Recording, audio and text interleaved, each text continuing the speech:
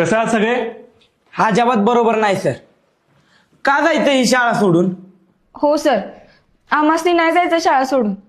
हो सर, ही शाळा, हे वर्ग, इथले विद्यार्थी काहीच सोडून जायचं नाही सर.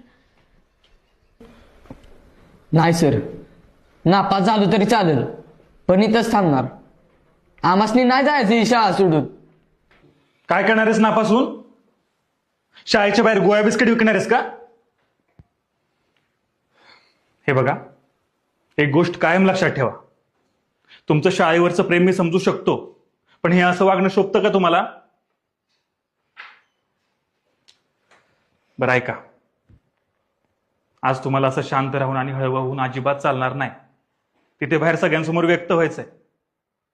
तुमचा सगळा प्रवास ऐकून सगळ्यांना प्रेरणा मिळाली पाहिजे. रेश्मा, केवडा, विकास, मधुकर, किरण आणि अभिजित, तुम्ही आपल्या वर्गातर्फे बोलायचं. सर, मला पण बोलायचंय. ठीक आहे, तूही बोल, पण बोला सगळे छान, अगदी मनापासून. मला अजिबात रडवेले चेहरे नको आहेत. पण सर, आम्हाला तुम्हाला सोडून नाही जायचं. हो सर, लय आठवण येईल तुमची. कुठून तरी निघाल्याशिवाय कुठेतरी पोहोचता येत नाही रे. येणं जसं ठरलेलं तसं जाणं सुद्धा. त्यामुळं तुम्हाला जावंच लागेल. पण तुम्ही खूप विशेष होता.